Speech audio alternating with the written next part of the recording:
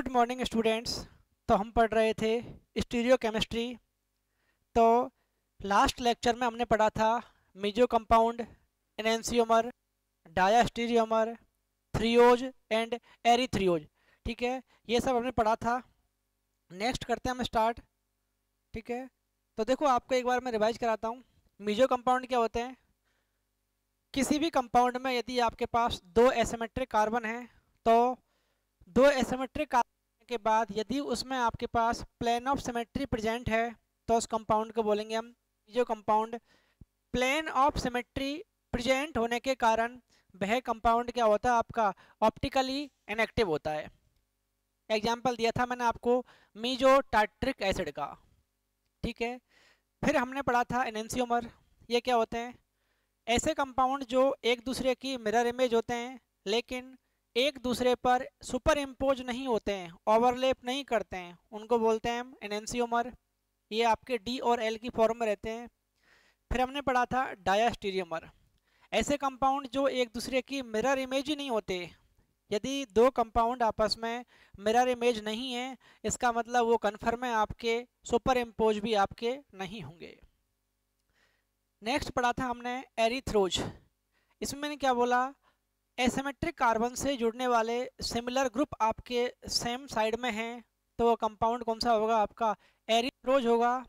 यदि asymmetric carbon से जुड़ने वाले सिमिलर ग्रुप आपके अपोजिट साइड में हैं, तो वह कंपाउंड क्या होगा आपका? थ्रियोज होगा। एग्जाम्पल दिया था मैंने आपका टार्ट्रिक एसिड का। ठीक है, तो ये बहुत समय पहले की बात है, मतलब एक दिन पहले की बात है। ठीक है, अब हम नेक्स्ट पढ़ेंगे। और उससे एक और पढ़ा था हमने रेसेमिक मिक्सचर। मैंने क्या बोला? यदि किसी सॉल्यूशन में जितना आपका डी है उतना ही आपका L है, ठीक है, तो वो क्या करेगा? पीपीएल को किसी भी डायरेक्शन में रोटेट नहीं कर सकता। ठीक है, उसे बोलते हैं रेसेमिक मिक्सचर। इनएक्टिव होता है क्योंकि जितना पार्ट आपका रोटेशन प्लस में होगा उतना ही होगा आपका रोटेशन माइनस में होगा। इसे बोलते हैं हम एक्सटर्नल कंपेंसेशन। कंपेंसेशन के कारण नेट रोटेशन कितना होता है इसका? जीरो होता है। इसीलिए रेसेमिक मिक्सचर क्या होता है आपका? ऑप्टिकली इनएक्टिव होता है। इसको हम से शो करते हैं प्लस या माइनस। रेसेमिक मिक्सचर को हम ऑप्टिकली या एनेंसियोमर में कन्वर्ट कर सकते हैं। इनके कुछ मेथड्स होते हैं, उनको आज हम डिस्कस करेंगे। तो हम आज की पहली हेडिंग लगाते हैं रेसेमाइजेशन। रेसेमाइजेशन या रेसेमाइजेशन पहली अपनी हेडिंग है। देखो, ठीक है, इसको देखो समझने से पहले, ठीक है, रेसेम मिक्सचर आप देखना है। ठीक है, तो देखो आपके पास डी प्लस में, ठीक है, या क्या होगा आपका? एल होगा जो किसमें होगा आपका? माइनस में। ये आप दोनों एनेंसियोमर हैं। इन दोनों एनेंसियोमर को आपने क्या किया? तो किसी भी एनेंसियोमर को मिक्सचर में कन्वर्ट करने का प्रोसेस क्या होगा आपका? ये आप बोलते हैं एनेंसियोमर। ये आपके कौन से हैं? एनेंसियोमर। ठीक है, डी और एल जो आपके प्योर फॉर्म में प्रेजेंट है। ठीक है, और ये कौन सा बना आपका? रेसेमिक मिक्सचर बन गया आपका। रेसेमिक मिक्सचर जो क्या होता है आपका? ऑप्टिकली इनएक्टिव होता है। ऑप्टिकली क्या होता है आपका? इनएक्टिव होता है। तो अब क्या बोलना है? किसी प्योर ट्यूमर को रेसेमिक मिक्सचर में कन्वर्ट करने का प्रोसेस क्या होगा? रेसेमाइजेशन होता है। ठीक है, किसी प्योर एनेंसियोमर को या तो आपको डी मिलेगा प्लस फॉर्म में, या क्या मिलेगा आपका? एल मिलेगा, वो कौन सा आपका? माइनस फॉर्म में। ठीक है, ये किसने लिखा है अपन यहाँ पे? ठीक है, डी मिलेगा प्लस फॉर्म में, या क्या होगा आपका? एल होगा माइनस फॉर्म में। ये आपके प्योर एनेंसियोमर हैं। तो इन प्योर एनेंसियोमर को रेसेमिक मिक्सचर में कन्वर्ट करने का प्रोसेस क्या होगा आपका? रेसेमाइजेशन होगा। यहाँ एरो पे लिखना आपको ये वाला। ठीक है, ये हम पढ़ चुके हैं। अब देखो ये जो आपकी प्रोसेस होगी ना, ये प्रोसेस आपकी या तो किन किन की प्रेजेंस में होगी? यहाँ पे लिखना आपको फैक्टर। कौन से फैक्टर जिनके प्रेजेंस की ये प्रोसेस होगी? यहाँ पे लिखना आपको फैक्टर। एक तो आपके पास या तो क्या मिलेगा, कैटलिस्ट मिलेगा, क्या पहला। दूसरा अपने पास क्या मिलेगा, टेम्परेचर मिल सकता है, टेम्परेचर की प्रेजेंस में भी आपकी ये प्रोसेस हो सकती है, ठीक है। थर्ड आपके पास क्या होगा, सनलाइट, एच न्यू, ठीक है। इन प्रेजेंस में क्या होता है, ये जो आपके डी और एल प्योर एनेंसियोमर है ना, ये क्या होते हैं, एटोमेटिक रिअरेंज जाते हैं आपके, ठीक है। एटोमेटिक रिअरेंजमेंट होने के कारण प्योर एनेंसियोमर आपके रेसेमिक मिक्सचर में कन्वर्ट हो जाते हैं। इस प्रोसेस को बोलते हैं हम रेसेमाइजेशन, ठीक है। तो यहाँ तक आपको लिखना है, आपको बोर्ड में सेम ऐसे लिखना है, डी फॉर्म प्लस होगा, एल फॉर्म माइनस होगा, ये क्या होंगे, आपके प्योर एनेंसियोमर होंगे। प्योर एनेंसियोमर को रेसेमिक मिक्सचर में कन्वर्ट करने का प्रोसेस क्या होगा आपका, प्रोसेस आपका कैटलिस्ट, टेम्परेचर और सनलाइट की प्रेजेंस में एटोमेटिक रीअरेंजमेंट से ही आपका है रेसेमाइजेशन, ठीक। यहाँ तक इसका स्क्रीनशॉट लो आप।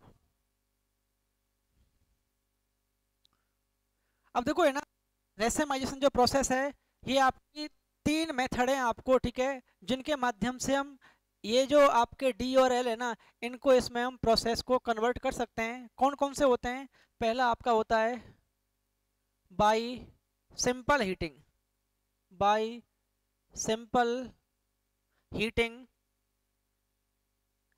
सेकंड अपने पास होता है ऑटो रेसेमाइजेशन, ऑटो रेसेमाइजेशन, ठीक है। थर्ड अपने पास होता है केमिकल रेसेमाइजेशन, केमिकल रेसेमाइजेशन। ये अपने पास तीन प्रोसेस होते हैं जिनके माध्यम से क्या है, हम प्योर एनेसेमिक मिक्सचर में कन्वर्ट कर सकते हैं, ठीक है। यहाँ तक स्क्रीनशॉट, स्क्रीनशॉट लेने के बाद फिर मैं आता हूँ आगे। ले लिया, अब मैं इसको रफ कर रहा हूँ, ठीक है। तो देखो पहली लगाते हैं बाई सिंपल हीटिंग, पहली अपने पास है by simple heating, by simple heating. ना थोड़ा वॉइस का यदि कोई प्रॉब्लम है तो आप थोड़ा एडजस्ट करो, क्योंकि हर चीज़ पारंगत नहीं होती है। हम ट्राई कर रहे हैं ये आपकी कमी दूर हो, लेकिन कहीं ना कुछ प्रॉब्लम इस बीच में आई जाती है, ठीक है। तो आप यदि रियल में कुछ प्रॉब्लम है तो आप कॉल कर सकते हैं, सर ये समझ में नहीं आया, ठीक है। बाकी थोड़ा इश्यू है, इतना चलता है, इतना बड़ा देश है, 130 करोड़ जनसंख्या है, तो उसमें छोटी मोटी रहती हैं, ठीक है। तो आप भी उसको एडजस्ट किया करो। पहले पढ़ते हैं बाई सिंपल हीटिंग। तो देखो कुछ कंपाउंड ऐसे होंगे जिन्हें सिंपल हीट कर दिया, तो हीट करने पर क्या होंगे आपके, वो रेसेमिक मिक्सचर में, मैं यहाँ पर नाम लिख रहा हूँ, उन सब की स्ट्रक्चर बना रहा हूँ, सब कॉमन नेम है, आपको ध्यान रखना है। आपके पास है लैक्टिक एसिड, ए वाला पार्ट है लैक्टिक एसिड। ये आपका एक ऐसा कंपाउंड है जिसको आपने सिंपल हीट किया, ये क्या होगा, रेसेमिक मिक्सचर में कन्वर्ट हो जाएगा। दूसरा रखना है, सिंपल हीटिंग को हम दूसरा नाम बोलते हैं थर्मल रेसेमाइजेशन।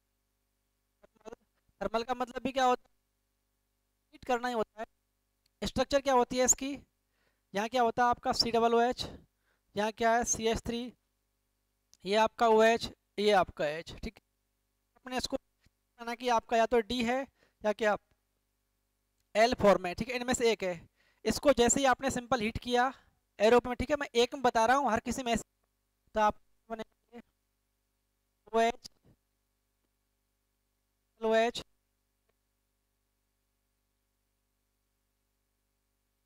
रेसेमिक मिक्सचर बन जाएगा आपका। इसे बोलते हैं सिंपल हीटिंग या थर्मल रेसेमाइजेशन।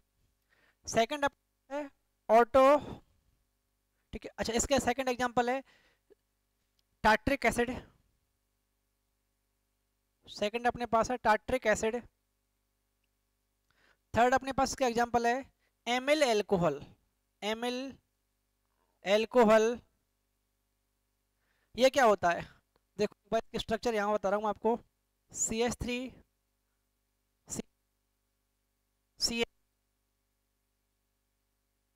पास CH और यहाँ आपका OH। ठीक है, देखो आप, ये जो आपका बीच वाला कार्बन है ये क्या है आपका काइरल या एसिमेट्रिक कार्बन है, इसको बोलते हैं हम एमिल एल्कोहल।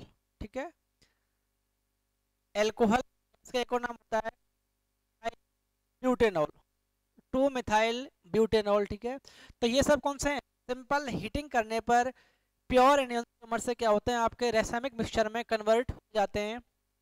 ठीक है, दूसरा, ठीक है, तो ठीक है तब तक आप लिखते रहो इसको। दूसरा अपने पास क्या है, ऑटो रेसेमाइजेशन। तो सेकंड अपनी हेडिंग है ऑटो रेसेमाइजेशन। ठीक है, तो देखो ऑटो का मतलब होता है सेल्फ। ठीक है, मीन्स कुछ ऐसे कंपाउंड होंगे जिनमें आपने कुछ नहीं किया है, अपने आप रूम टेम्परेचर पर क्या होंगे वो प्योर फॉर्म से क्या होंगे आपके वो रेसामिक मिक्सचर में कन्वर्ट हो जाएंगे। एग्जांपल दे रहा हूं मैं इसका, 2,3 डाई मिथाइल सक्सीनिक एसिड है। सक्सीनिक एसिड मीन्स ये आपका एक ऐसा कंपाउंड है जिसको आपको कुछ नहीं करना है, रूम टेम्परेचर लगभग 25 या 27 डिग्री सेल्सियस के आसपास यह कंपाउंड जो पहले आपका प्योर था या तो डी फॉर्म में था या आपका एल फॉर्म में था, अपने आप ही क्या हो गया आपका ये रेसिमिक मिक्सचर में कन्वर्ट हो गया। ठीक है, इसकी स्ट्रक्चर कैसे होगी, HOOC CH CH3 CH CH3, यहाँ पर क्या होगा आपका COOH। इसे बोलते हैं हम 2,3 डाई मिथाइल सक्सिनिक एसिड। पहले क्या है आपका ये या तो D है या आपका L है, मीन्स या तो प्लस है या क्या है आपका माइनस है। अपने आप ही क्या हो गया आपका रूम टेम्परेचर मतलब लगभग 25 डिग्री या फिर 27 डिग्री है ना, इसके आसपास ही क्या होगा, अभी किसमें आपका या तो D है या आपका L है, ये क्या हो गया अपने आप ही आपका CH CH3 CH CH3 COOH और ये आपका DL में चेंज हो गया, मींस रेसेमिक मिक्सचर आपका बन गया। ठीक है, तो ऑटो इसका मतलब होता है ऐसे कंपाउंड जो रूम टेम्परेचर पर खुद ही रेसेमिक मिक्सचर में कन्वर्ट हो जाते हैं, उसे बोलते हैं हम ऑटो रेसेमाइजेशन। ठीक है, यहाँ तक लिखो आप, स्क्रीनशॉट लो इसका।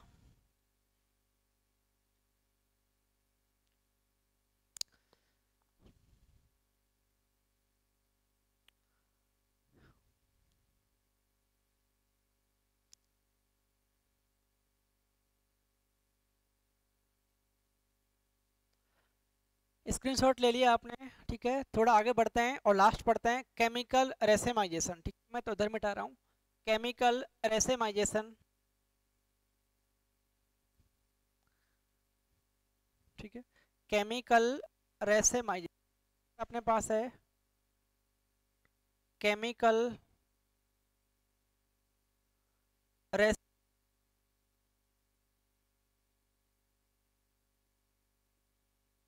आपके पास जो कंपाउंड गिवन है ना वो क्या होगा, न तो हीट करने पर न ही खुद रेसेमिक मिक्सचर में कन्वर्ट नहीं होगा, आप क्या करोगे उसमें कुछ एसिड या बेस केमिकल डालोगे, केमिकल डालने के बाद क्या होगा आपका वो रेगा। एग्जाम्पल लैक्टिक एसिड, जैसे आपके पास लैक्टिक एसिड है, ये CH3 CH OH and COOH, इसका आईपी करोगे तो क्या होगा 2 हाइड्रोक्सी, देखो 1 2 3, तो ये हुआ आपका 2 हाइड्रोक्सी,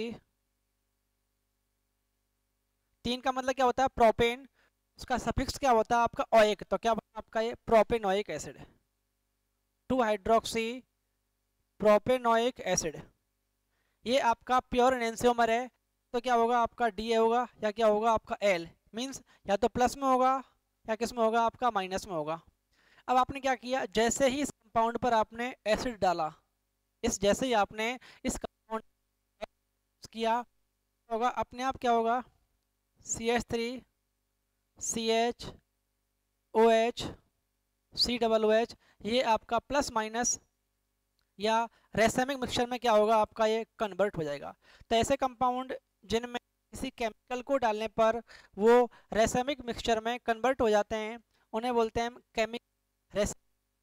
जैसे अपने पास लैक्टिक एसिड है, लैक्टिक एसिड में जैसे ही आपने क्या किया, एसिड को मिक्स किया, तो क्या हो गया आपका, ये रेसेमिक मिक्सचर में कन्वर्ट हो गया। ठीक है, ठीक है, समझ गए आप। ये क्या होती है, रेसेमाइजेशन। किसी प्योर एनेंसियोमर डी या एल को रेसेमिक मिक्सचर में कन्वर्ट करने का प्रोसेस क्या होगा आपका, रेसेमाइजेशन होगा। तीन प्रोसेस हैं, सिंपल हीट करके, या तो दूसरा ऑटो का मतलब खुद ही रूम टेम्परेचर पे क्या होगा, कन्वर्ट हो जाएगा। थर्ड अपने पास है केमिकल, मींस एसिड या बेस मिला देते हैं प्योर इनेंसियोमर में, क्या होता है आपका, रेसेमिक मिक्सचर में कन्वर्ट हो जाता है। ठीक है, ये हाँ या ना, समझ गए आप। तो फिर इसको आप इसका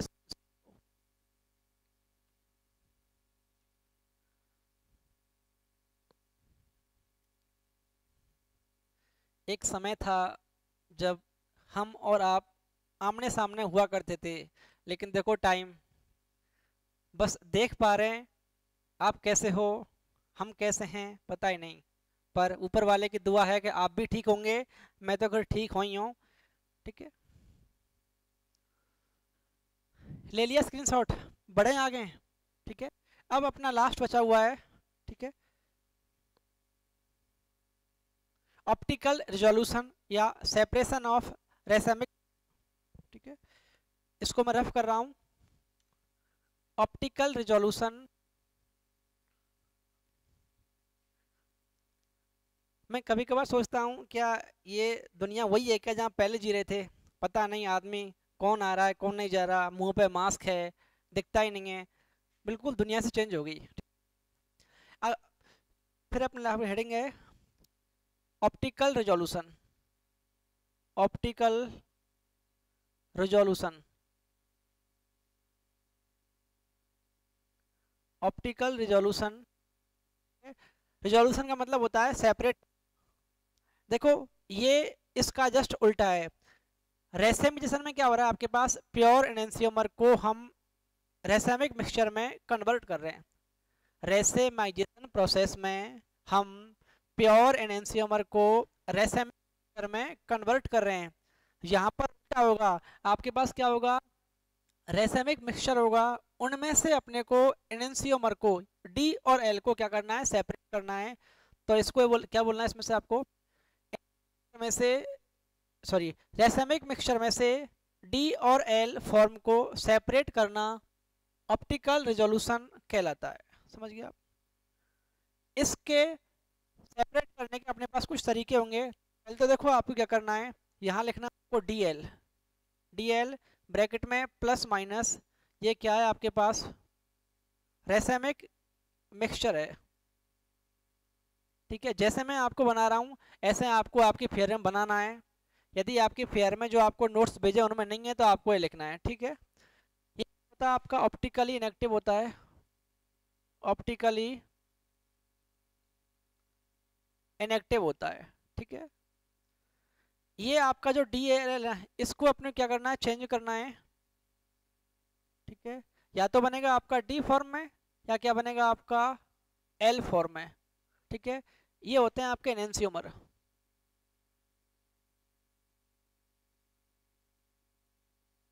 ठीक है, तो इसे बोलते हैं हम रिजोल्यूशन।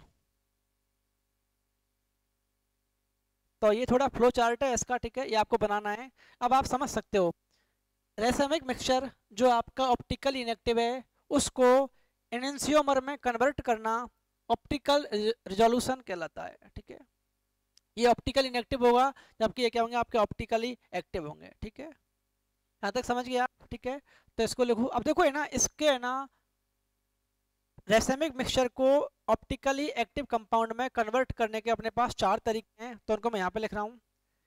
मैं आपको इसमें से एक ही बताऊंगा। ठीक है, पहला अपने पास है mechanical method, mechanical method.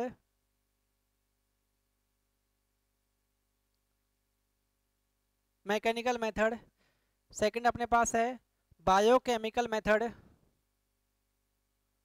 Biochemical method, ठीक है। थर्ड में इधर लिख रहा हूँ ताकि देखिए आपको। थर्ड अपने पास है केमिकल मेथड, केमिकल मेथड, ठीक है। एंड लास्ट है क्रोमेटोग्राफिक मेथड, क्रोमेटोग्राफिक मेथड,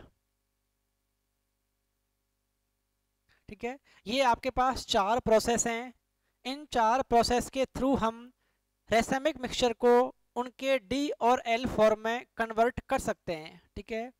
और डी और एल फॉर्म में कन्वर्ट होना क्या होता है, आपका ऑप्टिकल रिजोल्यूशन होता है, ठीक है। यहाँ तक लिखो। सॉरी।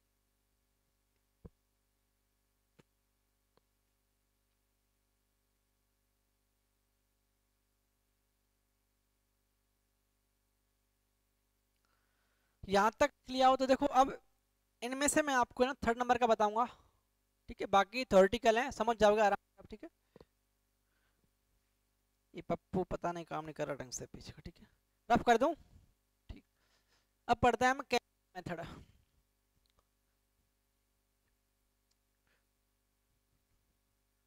अपनी हेडिंग है केमिकल मेथड। आपको है ना इसको फ्लो चार्ट से बता रहा हूँ, थ्योरी भी समझाऊंगा लेकिन आप, ठीक है। तो देखो अपने पास क्या होगा, रेसमिक मिक्सचर होगा आपके पास, ठीक है। यहाँ आपके क्या होगा प्लस माइनस, ये क्या होगा आपका रेसमिक मिक्सचर होगा, ठीक है। रेसमिक मिक्सचर होगा। मैं इसको थोड़ा रफ करता हूँ, ठीक है। अब देखो ये प्लस मतलब डी होगा, माइनस का मतलब क्या होगा आपका एल होगा, बोलते हैं हम एनेंसियोमर। मीन्स अपने पास क्या है, एनेंसियोमर गिवन है पहले, ठीक है। मैंने क्या बोला, एनेंसियोमर की फिजिकल क्या होती है, आप सेपरेट नहीं कर सकते। बोलना आपका enantiomer which have same physical property, same physical, PP का मतलब क्या होता है, तेल बराबर नहीं, पीपी का मतलब है physical properties. Enantiomer have same property and can't separate, ठीक है। आपके पास पहले क्या है, रेसमिक मिक्सचर है जिसमें आपके पास डी दोनों की इक्वल क्वांटिटी है। आपके पास यहाँ पर यदि 10 ग्राम डी है तो ध्यान रखना है 10 ग्राम ही क्या होगा आपके पास एल होगा, ये अपने को समझना है। एनेंसियोमर का होता है क्योंकि जो होता है, एनेंसियोमर का मतलब होता है जिनकी प्रॉपर्टीज आपकी सेम होंगी। अब सेम प्रॉपर्टीज हैं तो इनको आप सेपरेट नहीं कर सकते, ठीक है। फिर आपने क्या किया, इसका सॉल्ट फॉर्मेशन कराया यहाँ पे आपने, ठीक है। सॉल्ट फॉर्मेशन, ठीक है। इससे क्या होगा, इससे कंपाउंड है ना, ये क्या होगा आपका डाया स्टीरियोमर में चेंज हो जाएगा, तो ये बनेगा आपका डाया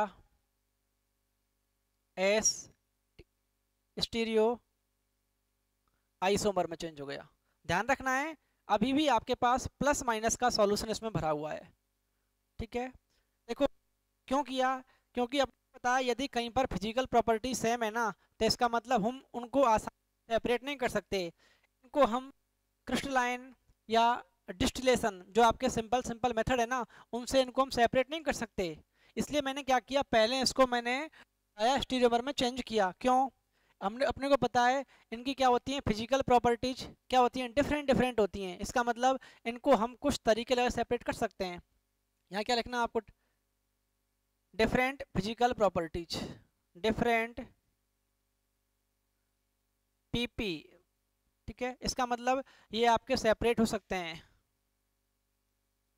सेपरेबल आपके ये होते हैं, ठीक है। अब जैसे ही आपने क्या किया, हाइड्रोलाइसिस कराया, हाइड्रोलाइसिस कराया, अपने को पता है पानी में तो वो दम है कि दुनिया को बहा सकता है, ये तो फिर ये किस खेत की चिड़िया है, ठीक है। जैसे ही आपने क्या किया हाइड्रोलाइसिस कराया तो क्या होगा आपके पास दो पार्ट, एक पार्ट तो कौन सा होगा आपका डी प्लस वाला होगा, एक पार्ट कौन सा होगा आपका L माइनस वाला होगा, ठीक है, ये वाला, ये आपका केमिकल, समझे आप कुछ, ठीक है। तो इसका एक बार स्क्रीनशॉट लो, मैं साइड में हटता हूँ। आप बोलोगे सर बार बार बीच में आ जाते हो, पता नहीं क्यों, क्या करें, आदत ही कुछ ऐसी।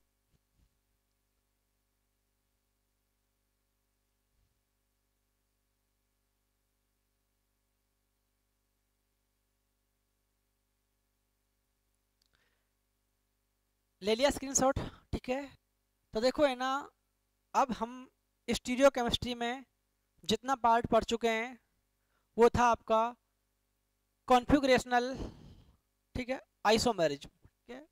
अब आपका है conformational, means ethane, propane, butane के आपके है ना इसमें सोहर्स या न्यूमैन प्रोजेक्शन बनते हैं, ठीक है। तो देखो इस पार्ट को मैं छोड़ रहा हूँ, कारण क्या है, ये आप भी जानते हो, मैं जानता हूँ कि अपना सेशन काफ़ी डिले हो चुका है, ठीक है। तो ये तो कन्फर्म है कि आपका जो सिलेबस है वो आपका रिड्यूस होगा, ठीक है। कितना होगा नहीं तो आपको पता नहीं हमें पता, ठीक है, लेकिन चांसेज हैं कि आपका है ना जो आरबीएससी है वो आपकी सीबीएसई को फॉलो करेगी, ठीक है। तो मैं जो आपका ये पार्ट छोड़ रहा हूँ ना, चांस है आपका ये डिडक्टेड हो जाए, ठीक है, हालांकि मुझे पता नहीं है लेकिन चांस है आपका, ठीक है। यदि डिडक्टेड नहीं होता है तो हम इसको बाद में पढ़ लेंगे, लेकिन इस चैप्टर को हम पूरा नहीं पढ़ेंगे, कारण क्या है, देखो अपने पास टाइम कम है, यदि मैं इसको पूरा पढ़ाऊँगा ये तो कन्फर्म है कि इसमें से कुछ ना कुछ पार्ट आपका हटेगा, ठीक है। तो वो वाला पार्ट की का पूरा, ठीक है, इतना बड़ा नहीं हूँ, तो उस पार्ट को मैं छोड़ रहा हूँ, ठीक है। यहाँ तक आपको इस चैप्टर को ढंग से पढ़ना है, ठीक है। एक या दो दिन बाद, ठीक है, मीन्स अगले वीक में इस चैप्टर का, ठीक है, आप होगा, ठीक है। टेस्ट कैसे होगा मैं सर से बात कर लूँगा एक बार, ठीक है, या तो देखते हैं कोई नहीं कोई अपने पास तरीका निकालेंगे हम, ठीक है, लेकिन कंफर्म मैं इसका टेस्ट लूँगा आपको, ठीक है, यहाँ तक टेस्ट लूँगा, ठीक है। तो आपको ध्यान रखना है, ज्योमेट्रिकल आइसोमेरिज्म स्टार्ट करनी है, वहाँ से आपको पढ़ना है, ठीक है। उसमें आपके पास कितने टाइप थे, एल्कीन में था, ऑक्जिम में था, साइक्लो कंपाउंड में था, ठीक है, ये जो अपने अभी बोर्ड के सिलेबस में नहीं है। उसके बाद फिर हमने पढ़ा था ऑप्टिकल आइसोमेरिज्म, उसमें हमने क्रेलिटी क्या होती है, ठीक है, स्टीरियो एनेंसियोमर क्या होते हैं, डायास्टीरियोमर क्या होते हैं, मीजो कंपाउंड क्या होते हैं, थ्रियोज और एरिथ्रियोज क्या होते हैं, ठीक है, रेसेमिक मिक्सचर क्या होता है, रेसेमाइजेशन प्रोसेस क्या होती है, ऑप्टिकल रेजोल्यूशन जो हम पढ़ रहे हैं ये क्या होता है, ये कुछ इसमें टॉपिक हैं जो आपको पढ़ना है। देखो है ना, एक चीज़ मैं आपको वापस बता देता हूँ, थ्रियोज और एरिथ्रियोज बड़े इंपॉर्टेंट चांस हैं कि आपका रिपीट हो, मैं आपको देखो समझाता हूँ उसमें थोड़ा सा, बाकी ये चैप्टर खत्म करेंगे। मैं यहाँ बता रहा हूँ आपको, आपके पास क्या है, टाइट्रिक एसिड गिवन होगा ऐसा कुछ, यहाँ आपका COOH, ये आपका OH, ये OH, H एंड H, ठीक है। दूसरा मैं इसका फॉर्म यहाँ बना रहा हूँ, COOH, H, H and COOH, OH, OH। देखो आप इन दोनों का नाम क्या है, टार्ट्रिक एसिड है, इसका नाम होगा मीजो टार्ट्रिक एसिड है। क्यों, देखो आप इसको यदि आप यहाँ से कट कर दो ना आप, ठीक है, तो देखो आप दोनों पार्ट क्या है आपके इक्वल हैं, तो ऐसे कंपाउंड जिनमें दो एसिमेट्रिक कार्बन होते हैं लेकिन दोनों आपस में क्या होते हैं, इक्वल रोटेशन और अपोजिट रखते हैं, इसको बोलते हैं मीजो कंपाउंड। अब देखो है ना, ये आपका कैरल कार्बन है, ये आपका कैरल कार्बन है, तो आपको ये बोलना है एसिमेट्रिक कार्बन से जुड़ने वाले सिमिलर ग्रुप, देखो आपके दोनों ग्रुप सेम है, ये आपके सेम साइड में हैं, ये भी आपके कहाँ है, सेम साइड में है। तो एसिमेट्रिक कार्बन से जुड़ने वाले सिमिलर ग्रुप यदि आपके सेम साइड में है तब इसका नाम होता है आपका एरिथ्रोज, तब इसका नाम क्या होता है आपका एरिथ्रोज। को आप सॉरी इधर रखते हैं इसको, ठीक है, OH यहाँ H, यहाँ देखो आप ये दोनों सेम ग्रुप हैं, ये भी आपके सेम ग्रुप हैं लेकिन कहाँ हैं आपके, अपोजिट साइड में हैं, ठीक है। तो आपको ये बोलना है एसिमेट्रिक कार्बन से जुड़ने वाले सिमिलर ग्रुप आपके यदि अपोजिट साइड में हैं तब उनको बोलेंगे हम 3 ओज, तो इसका नाम क्या होगा आपका 3 ओज। तो ये 3 ओज है, जबकि ये क्या आपका एरिथ्रोज है। ठीक है, तो ऐसा कुछ पार्ट है। ठीक है, तो इस लेक्चर में यहीं पे खत्म करता हूँ।